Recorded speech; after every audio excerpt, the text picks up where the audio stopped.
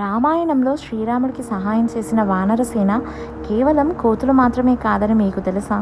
దీని వెనుక ఉన్న అసలు రహస్యం తెలిస్తే మీరు ఆశ్చర్యపోతారు. రామాయణం ఒక కల్పిత కథ కాదు, అది నిజంగా జరిగిన చరిత్ర అని వాల్మీకి మహర్షి వివరించారు. ఐరోపా చరిత్రకారులు దీన్ని సరిగ్గా అర్థం చేసుకోలేదు. వానర అంటే అర్థం ఏమిటి? వన అంటే అడవి, నర అంటే మనుషులు, అంటే వానరులు అంటే అడవిలో నివసించే మనుషులు అనే ఒక అర్థం ఉంది. మరో కోణంలో చూస్తే సంస్కృతంలో వా అంటే తోక, నరులు అంటే మనుషులు. దీని ప్రకారం వానరులు అంటే తోక ఉన్న మనుషుల జాతి అనే అర్థం వస్తుంది.